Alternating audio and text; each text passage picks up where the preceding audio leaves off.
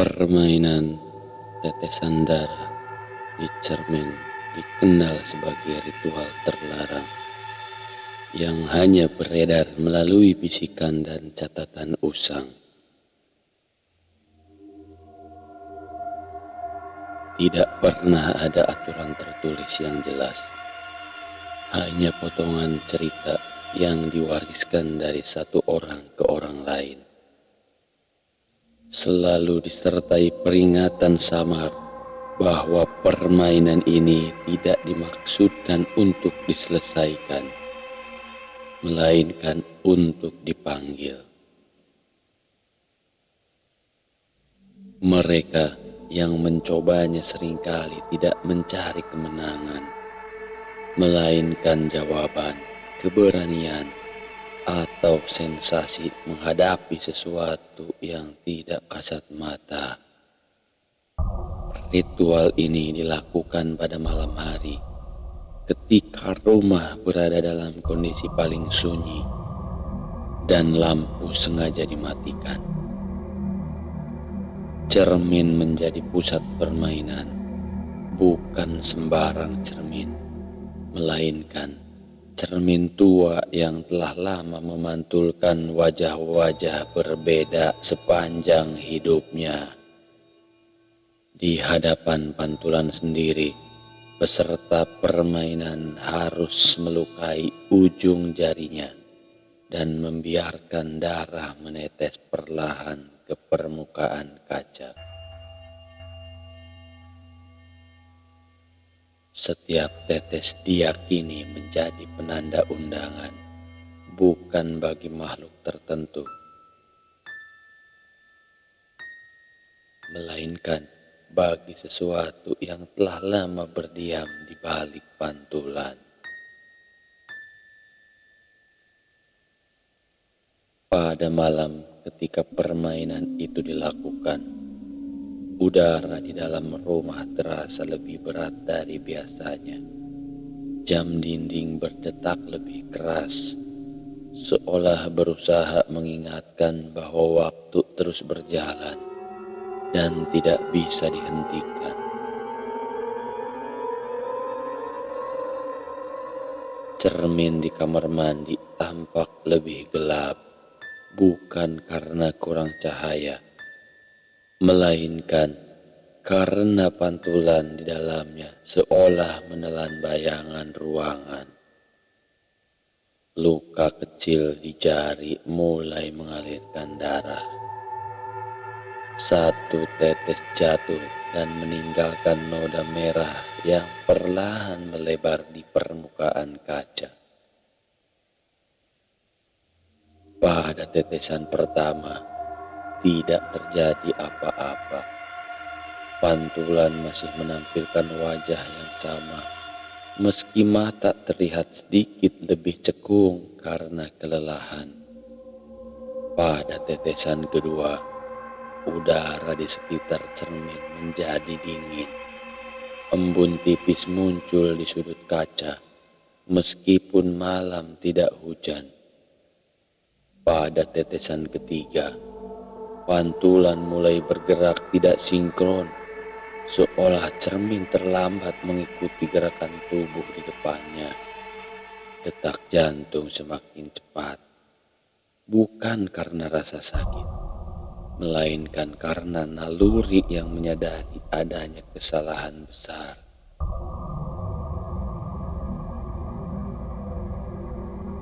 Permainan ini dipercaya tidak bekerja dengan kecepatan, melainkan dengan kesabaran.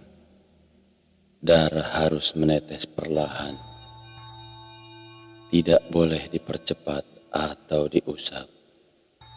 Setiap tetes adalah perjanjian kecil yang mengikat.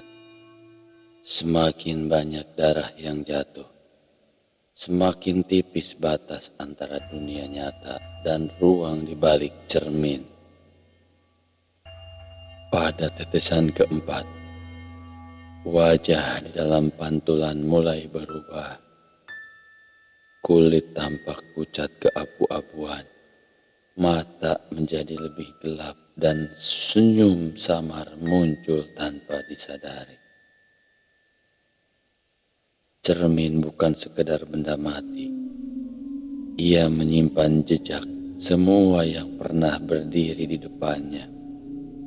Tawa, tangis, kemarahan, dan keputusasaan tertinggal sebagai residu yang tidak pernah benar-benar hilang. Permainan tetesan darah memanfaatkan memori itu, membangunkannya dan memaksanya mengambil bentuk pada tetesan kelima. Bayangan di belakang pantulan mulai bergerak, padahal ruangan di belakang kosong. Noda darah di cermin tidak lagi mengalir turun, melainkan menyebar membentuk pola menyerupai retakan. Dari sela-sela pola itu, muncul ilusi kedalaman, seolah kaca bukan lagi permukaan datar, melainkan lubang menuju tempat lain. Wajah di dalam pantulan kini tampak seperti milik orang asing, dengan ekspresi kosong yang tidak mencerminkan emosi apapun. Tubuh di depan cermin masih berdiri, tetapi perasaan kehilangan kendali mulai merayap perlahan. Pada tetesan keenam, suara-suara samar mulai terdengar, bukan dalam bentuk kata, melainkan seperti gesekan kuku di permukaan kaca dari sisi lain. Bunyi itu pelan namun konsisten, mencerminkan ritme yang membuat bulu kuduk meremang. Pantulan mulai mendekat. Jarak antara wajah nyata dan wajah di cermin terasa semakin sempit, seolah kaca menipis setiap detik. Permainan ini tidak pernah dimaksudkan untuk dihentikan di tengah jalan. Tetesan ketujuh menjadi titik tanpa kembali. Darah yang jatuh tidak lagi berasal dari luka kecil, melainkan mengalir lebih deras, seolah jari tidak lagi menjadi satu-satunya sumber. Pantulan tersenyum lebar dengan cara yang tidak manusiawi.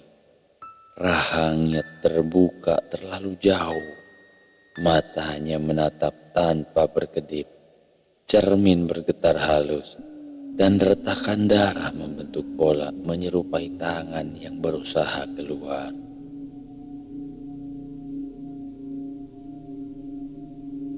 Mereka yang mengetahui permainan ini percaya bahwa pada titik ini, cermin telah memilih. Entah ia akan mengambil sesuatu dari dunia nyata, atau meninggalkan sesuatu dari dunianya sendiri. Udara di ruangan terasa semakin dingin. Nafas berubah menjadi uap tipis, dan dinding seolah menjauh. Cermin kini menjadi pusat dari segalanya, menarik perhatian dan kesadaran tanpa bisa dihindari. Pada tetesan ke-8, pantulan tidak lagi mengikuti gerakan sama sekali. Ia berdiri sendiri, menatap lurus dengan tatapan penuh pengenalan.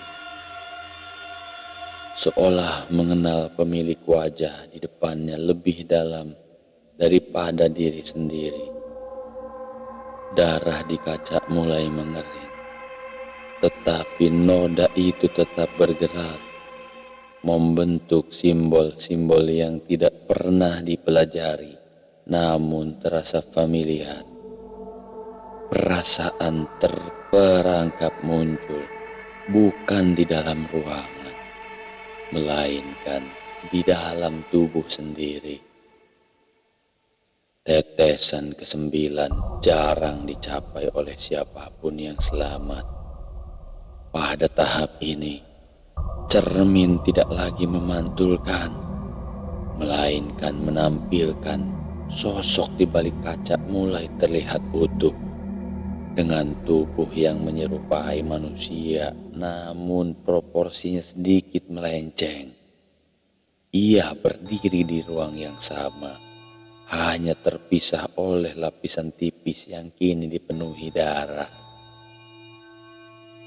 Permainan tetesan darah bukan lagi permainan, melainkan proses penyerahan.